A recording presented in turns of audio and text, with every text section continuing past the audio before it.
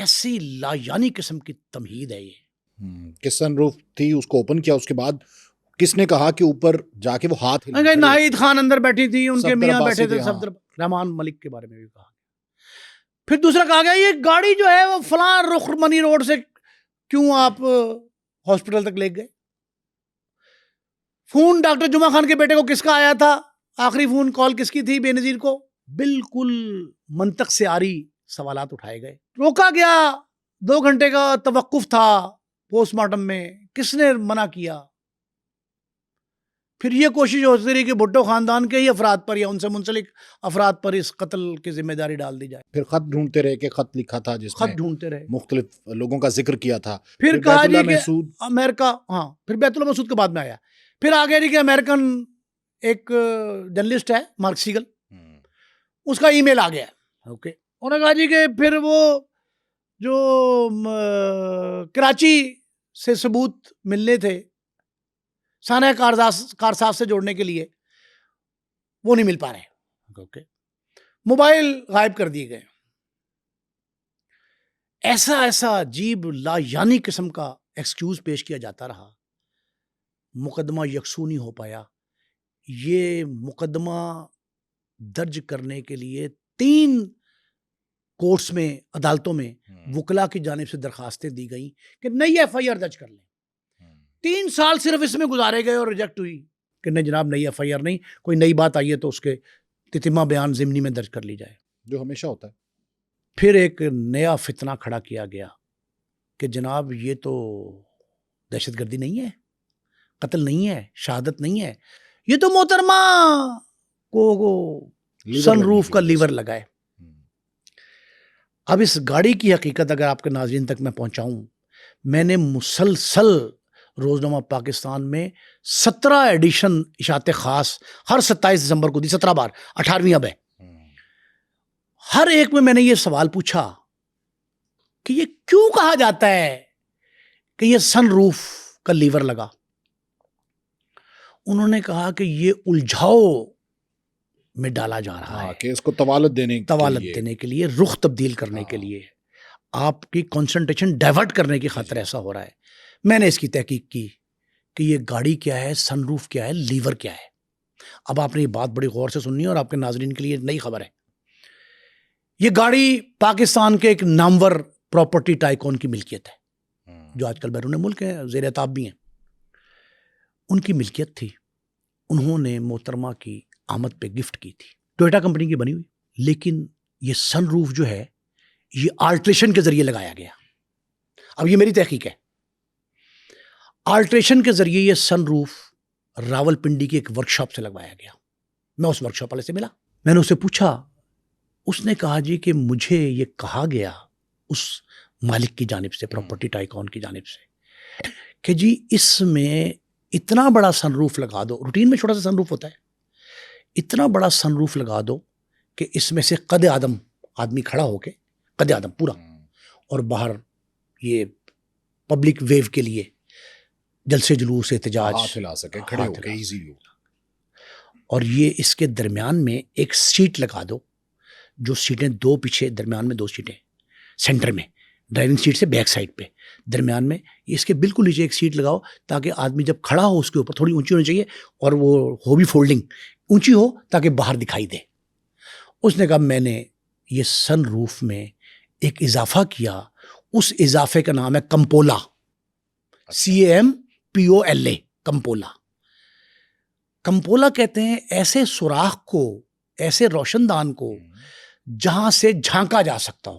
British ہے وہ بڑا کمپولا اس نے بنا دیا، اس کو آلٹر کر کے اس کمپولا کے دونوں طرف ہینڈل لگائے گئے. ٹھیک ہے، بڑے لوہے کے جنہیں لیور کہا گیا.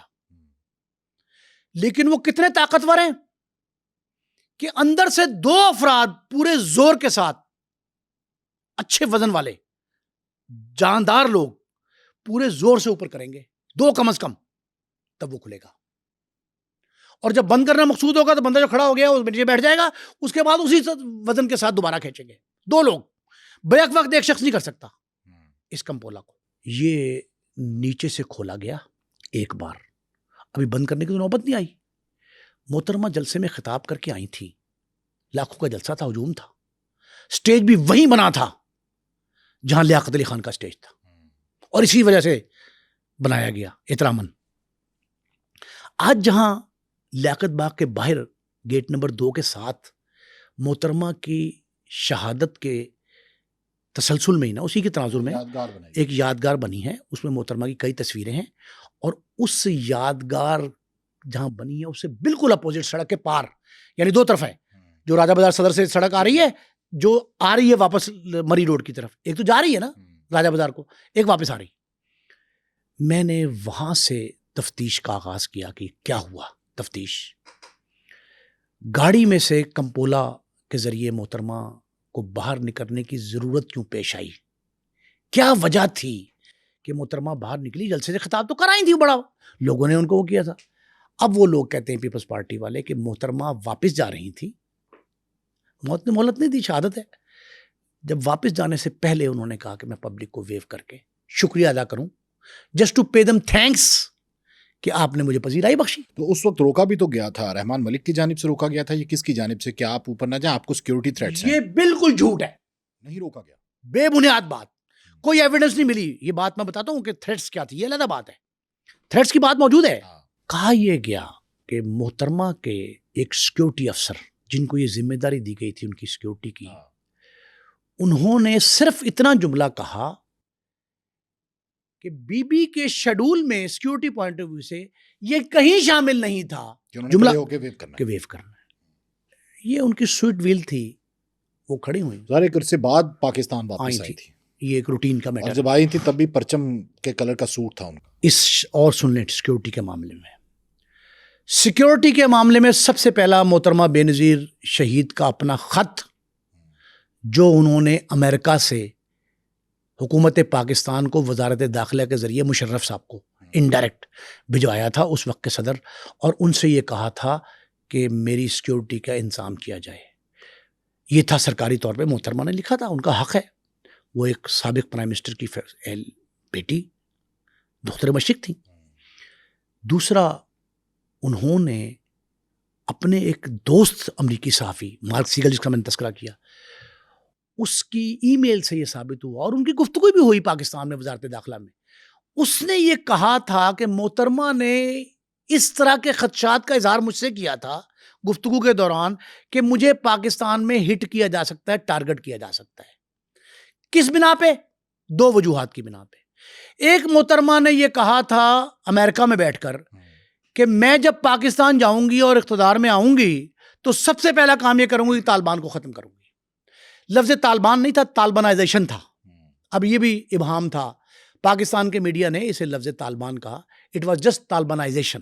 انہوں نے کہا تھا کہ میں طالبانائزیشن کو انتہا پسندی وغیرہ کو ختم کروں. دوسرا, محترمہ نے جس خدشے کا اظہار کیا بقول مارک سیگل, انہوں نے کہا کہ پنجاب حکومت جس میں اس وقت چودھری پرویز الہی وزیر اعلیٰ تھے اور بریگیڈیئر ریٹائرڈ اعجاز شاہ, یہ ننکانے والے ایم این اے بنے بعد, یہ سیکٹری داخلہ تھے, ان کے حوالے سے خدشہ کہا تھا کہ یہ لوگ مجھے مروا سکتے ہیں پنڈی کی حدود میں. ایک سیکیورٹی کا یہ خدشہ تھا. ایک امریکی مصنف نے کتاب میں لکھا ہے اس میں کہ مجھے بے نظیر بھٹو کے پاکستان جانے کے وقت انچارج مقرر کیا گیا تھا. ٹھیک ہے, کس چیز کا؟ بے نظیر کی سیکیورٹی کا. میں اسلام آباد پہنچا, میں نے لوگوں سے ملاقاتیں کی, وفاقی حکومت میں بھی صوبائی میں بھی, اور ملاقاتیں میں کر رہا تھا, میں سیکیورٹی پلان کو فائنلائز کر رہا تھا کہ اچانک مجھے اطلاع آئی کہ یہ آپ انچارج نہیں ہیں, سیکیورٹی کی ذمہ داری کسی اور شخص کو دے دی گئی ہے جو ریٹائرڈ فوجی افسر ہے. اچھا, یعنی سیکیورٹی کی ذمہ داری بھی تبدیل کی گئی ہے. میں سارے واقعات بتا رہا ہوں, اور شک و شبہ جو ہے آپ نے خود کریٹ کرنا ہے. اچھا, یہ بتائیں کہ خاندان انکار کرتا رہا کہ ہم نے پوسٹ مارٹم نہیں کروانا, جگہ وہاں پہ جب دھل گئی, کرائم سین تو اتنی جلدی نہیں دھلوایا جاتا. اس کا مطلب ہے کہ اگر کسی پر شک کیا جائے تو وہی لوگ ہوں گے جو قانونی اداروں میں موجود ہیں. یہ بھی بے بنیاد بات ہے. یہ الجھاؤ کے لیے ایک ایسے گیجٹس کریٹ کیے جاتے ہیں نا, یہ الجھاؤ کے لیے ایک لیم ایکسکیوز کریٹ کیا گیا تھا. میں آپ کو بتا اور وہاں پہ کسی کو جانے نہیں دیتے کیونکہ کرائم سین کو جو ہے وہ انہوں نے, دنیا جہان میں یہ فار دا ٹائم بینگ ہوتا ہے. یہ نہیں ہے کہ مری روڈ جیسا چوراہا لیاقت باغ کا آپ ایک سال کے لیے پریزرو کر لیں. کرائم سین پریزرو ہوتا ہے ہاں تھوڑی دیر کے لیے, کچھ دیر کے جب لیے, تک شواہد اکٹھے نہ ہو جائیں. اب میں آپ کو بتا رہا ہوں وہ باتیں جو میں آنکھوں سے دیکھ کے آیا. 134 صفائی مثل بے نظیر بھٹو کا مقدمہ قتل کا پنڈی کا, 134 شہادتیں اکٹھی کی لوکل پولیس نے وہاں سے, انکلوڈنگ خون کے دھبے نشانات جن کا فورینزک بھی کرایا گیا, میچ بھی کرایا گیا, خول گولیوں کے, بم لیزر گن سے چلائی ہوئی گولیوں کے خول تھے, بم. جو لوگ وہاں موجود تھے ان کا سی سی ٹی وی فوٹیج کے ذریعے چہرہ بلو اپ کر کے ان کی شناخت, ان کے آئی کانٹیکٹ سمیت کو میچ کیا گیا. میچ. 134 شہادتیں پنڈی پولیس نے اٹھائیں. اب آ جاتی ہے وہاں اسکاٹ لینڈ یارڈ. جب پیپلز پارٹی حکومت میں آگے 2008 میں تو انہوں نے کہا اسکاٹ لینڈ, رحمان ملک صاحب وزیر داخلہ تھے, انہوں نے اسکاٹ لینڈ یارڈ نے آ کے کیا کیا کہ اس نے ان 134 اٹھائی گئی شہادتوں کو 312 میں تبدیل کر دیا. اس نے کہا یہ بائفرکیٹ کی جائیں, الگ الگ لیا جائے ان کو, یہ 312 بنا دی انہوں نے. اب میں صفحہ مثل کے مطابق چل رہا ہوں. 312 بن گئی. اینڈ پہ مسٹر ڈیکولیٹ جو سربراہ تھے ٹیم کے, انہوں نے اینڈ پہ ایک جملہ لکھا اپنا قلمی, Scotland Yard. these are the evidences, it is sufficient evidences.